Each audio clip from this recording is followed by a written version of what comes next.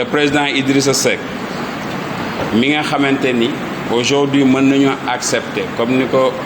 waxkat bi doon waxee naan nit la koo xamante ni day gis ci lu sori di aviser ci lu bari mi nga xamante ni coow li bi muy commencé nii ñuy wax yàgg na kaa alerter mais nit ñi mësuñu see bàyyi xel dinañu am ay yu ñu leen ci dugalal ay exemple yoo xamante ni ba muy wax boobu nit ñu commencé gu ñu woon parce que boo xoolee février 2014 bindoon na bataaxal jox ko le président Macky Sall ci bataaxal bi mu ngi wax président Macky Sall ni ko lettre permis bi nga octroyé Petro-Tim say service wax nañ la ni la baaxul kon annulé ko ndax li muy jural Sénégal mooy dañuy ñuy ñàkk ay milliards intérêt Sénégal amu ci intérêt réew mi askan wi amu ci intérêt ñaari nit képp moo ci am muy intérêt yow ak sa intérêt la kon donc xamal ni Macky Sall li mu ci doon def ci biir mbir mi yëpp dara lu jub amu ci kon donc boo ko Idrissa di wax lan la ñu wax génn ni Idrissa na noppi président attaqué ko daal ni Idrissa xamul ni état di doxe ba Idrissa di ko tontu naan ko mënul nekk kilifaam ci parti bi nekkoon kilifaam dans l'état mu wëlbati ko tey naan ko xamoon ni mbir yi di doxe boobu ñëpp dañoo noppi woon kon donc suñu ñëwee tey ci question yi mu soulevé wu ñuy gis ni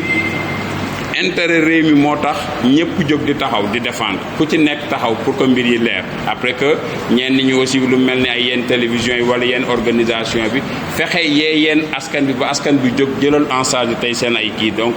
amuñu lu ñu ciy def lu dul sant ci lu ci ëpp ci président Idrissa Seck di xamal ni aussi ni réew mi li ko ñor mooy fexe ba nga xamante ni askan wi tegu seeni intérêt ñu teg ko toujours ci décision yi état di jël parce que bi Idrissa yi commencé après alternance 1 an après Macky Sall bi mu koy génnee lan la waxoon mott moo ma gënal muut parce que Sénégal ni nga commencé baaxul woon booba ndekete xamoon na li xew tey ñii tëb yépp di wax di am fu ñuy dëkkal yenn yi ba ñenn ñi di ci profité bëgg a def ay récupération politique naan lu tax Idrissa nopp nañu gëstu li Idrissa doon wax ci question bi pendant at yi weesu yëpp premier ministre def na conférence de presse attaqué ko Macky Sall ni ko xamul ni mbir yi doxe premier ministre bu ñu bëggee lu leer nañu déposer ouverture d'une enquête d'une commission d'enquête parlementaire ñu jox Déthié Fall président mandaté ko pour que mu dem vice président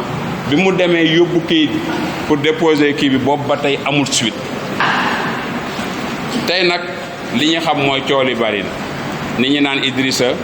fu mu nekk Idrissa lu tax waxul certes dina wax ci fan yu néew mais li ñu bëgg pour que mu leer mooy ñu xam ni réew mi xeex bi moom moo ci jiitu woon réew mi xeex bi kenn mënu ko cee jële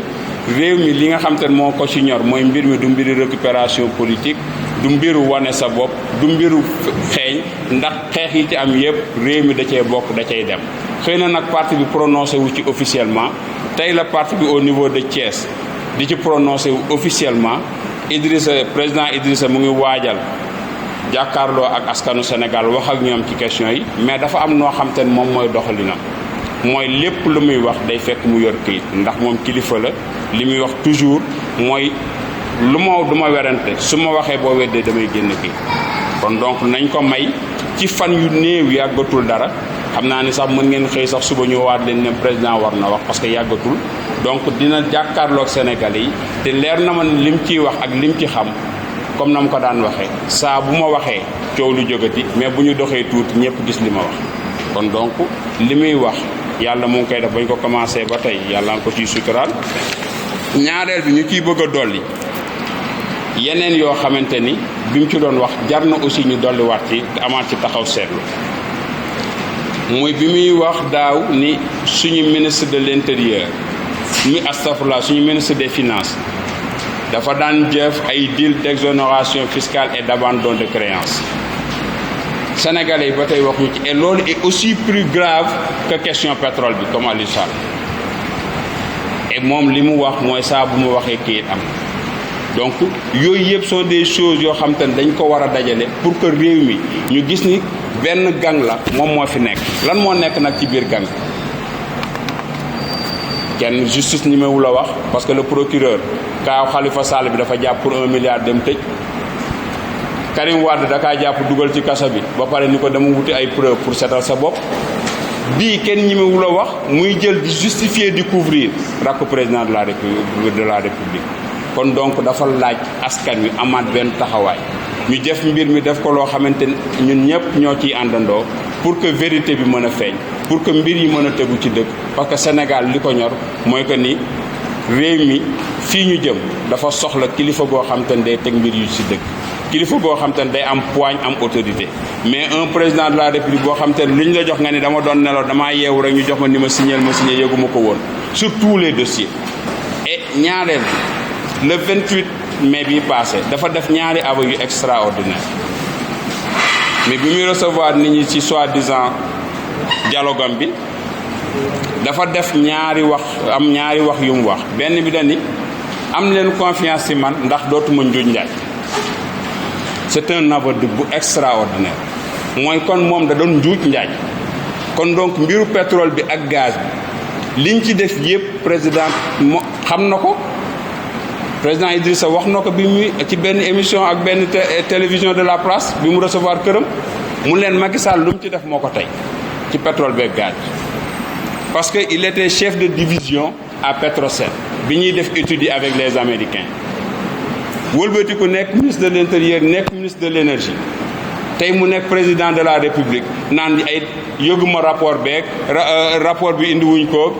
rapport bi dañ ko classé secret kenn waru ko publier ak nangam ak nangam lu mu ci def moo ko tey te li Aliou Sall di def yépp est-ce que position bi Macky Sall am est-ce que ñoom Aliou Sall duñu prête non wala comme ni italien di wax dans leur mafia est-ce que c'est pas le capo des tutti capi mooy patron groupe mafia yu ndaw yi est-ce que du moom moo nekk ci gannaaw parce que amul benn tànk bu mu ci teg pour leeral ko ku ci wax moom mooy roq sa ndig le procureur ak li xew démb le magistrat de classe exceptionnelle Seynabou Ndiaye Diakhaté xamal ni procureur li mu ko waxoon li mu wax dara du ci amu ci li mu waxoon ni dossier yi jox na ko kon donc état bi ak le président de la république ñoo bëggul leeral askan wi donc nag loolu nag moo war nag ni askanu Sénégal yëpp au-delà des partis politiques ñu am benn taxawaay bu ñuy taxaw pour jàkkaarloo avec Macky Sall parce que question bi nag dafa di doon loo xam te ne du sérieux la et li ñuy bëgg a wax découvrir naan nit ñi dañoo bëgg a réew mi tàkk ak pétrole bi malédiction pétrole ñaan nañu yàlla loolu yëpp parce que mbir yëpp tegoo ci dëgg bu mbir yëpp leeree je pense que ni amul ay malédiction bu fekkee nag ay njuuj njaaj ñoo ci am di bëgg a làq ñi dóor ñi di jéemoo am lu ñuy leeral pour gérer yenn ci suuf donc dañuy jàpp ni président de la république seetu ci comme ni Idrissa doon wax naan jubul mën na wala mënul mais li ko wóor ni mooy mënul jubul parce que amul benn jéego bu muy def pour leeral kon donc loolu la ñuy amoon loo xamante ni ci biir waxtaan bi moom la ñu bëggoon en guise d'introduction ubbee ko donc di ci bu profité bara ñuy tëj di féliciter ñi nga xamante ni ñoo organisé woon marche yi commencé woon di xamal ni donc réew mi doo xamante ni bañ ko commencé xeex yàgg na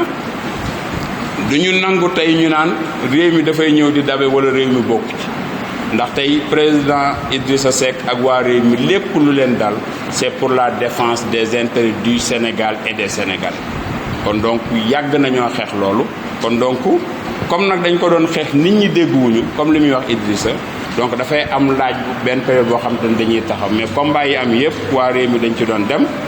xëy na nag li ñu naan xeex bi dafa di loo xam te ne dafa dépassé parti politique yi donc aajewul woon nit ñi di ca dem di sol ay couleuru parti dañ ca daan dem ñi ciy dem sol drapeau Sénégal parce que mbiri askan wi la donc réew mi mu ngi ci woon donc ña ko doon plateforme yi ko taxawaloon nag porté woon xeex bi aussi du ñu def lu dul di leen féliciter di leen xamal nag ñun ñu ngi ci biir te loolu mooy li nga xamante ñun ñëpp moom la ñu war a daje amul kenn kuñ ci war a bedd ndax Sénégal moom moo tax donc dinañ gën a dem commencer donc joxe feu vert ci waa réew mi képp koo xamante ni foo mënti nekk ci Sénégal ak ci bitim réew fépp fu ñu woote pour xeex pour intérêt Sénégal nga xam ni parti bi joxe na feu vert pour que nga dem ca donc amul parce que amagul Idrissa waxagul ndax Idrissa li mu waxoon lu leer la ku am kilifa doo gàgganti ko ci mbedd bu coow li bare ba mu leen la am na ay jiixi jaaxa ci sam xel demal nga nafar la mu jotoon a wax et je pense que ni képp kuy njabootam boo tegoo ci loolu doo jaaxle kon donc ces questions d'intérêt national taxawaay bi nga ci war a am du doon loo xam te ne da ngay war a xaar mu jóge fenn parce que boo nafaree li président Idrissa Seck waxoon rek da ngay xam fi nga jëm et sur ces questions là lim ci jot a wax jàpp nañ gisaguñ ci leneen lu bees loo xamante ni gisagum nañ ko ci donc amul nag fi ñu toll ay récupération naan président moom moo njëkk a wax lii wala diw moo njëkk a wax lii wala diw moo njëkk a wax lii li am solo muy li nga xam te ñun ñëpp moom lañ daje mooy na dëgg gi feeñ li ciy njariñu Sénégal ci pétrole bi ak ci gaz bi ñu xool contrat yi nan lañ koy signé pour que Sénégal gis ci seen bopp sénégalais yi gis ci seen bopp ndax président ci keroog bi mujjee woote 28 dafa am loo xamante ni dafa garaaw ci li mu wax mu ni bu ñu de àndul ñun ñëpp puissance étrangère yi dinañ ñëw nangu suñu ay ressources yu yóbbu ko mooy loolu mooy wane na ni moom amatul martaba ni les compétences pour garantir l'intégrité territoriale te loolu mooy première responsabilité président de la République mooy aar réew mi ak li dëkkee réew mi su ne demee ba ni mënatu kaa aar su fekkee gars yi ànduñu doon bloc wala yeneen kii ñëw ànd ak moom kon donc étranger dina ñëw jël li ñu moom jël ko yóbbu kon donc nag président li ñu koy ñaan nag bu fekkee àgg na foofu mu delloo ñu suñu réew si question yi nag li ci am solo mooy nee na woon yéen dossier moo ci teg concoom bii na ci teggi concoom lépp leer ñu jël dossier yi jox ko justice déclassifier les rapports parce que su logigoon avec lui-même sur les chantiers de Thiès moom moo demoon méridien président jàkkaarloo ak adduna bi lire déclassifier rapport lire les rapports IGE bi président de la République déclassifié woon tey moom moo toog foofu sur cette question aussi importante moom moo war a jël décision déclassifier tous les rapports ba pare transmettre ko à la justice pour que lumière am loolu nag je pense que ne Sénégalais ñooy am taxawaay parce que moom nekkul ci taxawaay boobu nekkul ci tànk yooyu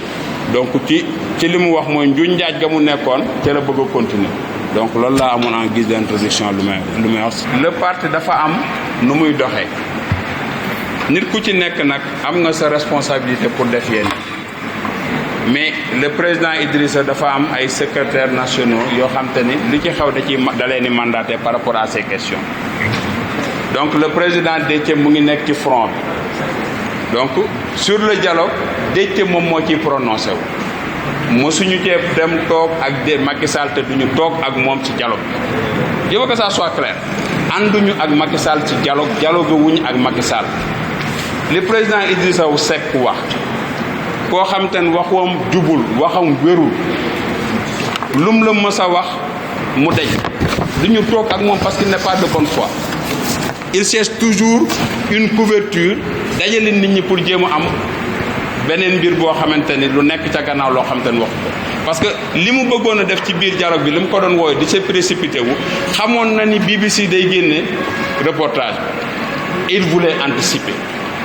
parce que c'est pas pour rien mu ni si on ne s'unit pas des forces étrangères vont venir et vont profiter de nos ressources et que nous serons les grands perdants alors que c'est lui qui est le garant de notre sécurité et de l'intégrité territoriale. Donc sur cette question c'est clair. Concernant les concertations sur les processus électoraux yi ministre de l'Intérieur di organiser à la veille de chaque élection, nous sommes un parti politique, on y participe. Il n'y a pas de confusion par rapport à ça. Quant aux jeunes, ils sont libres de faire ce qu'ils veulent, mais le parti est organisé et s'engage de façon officielle sur ces choses-là. Aujourd'hui,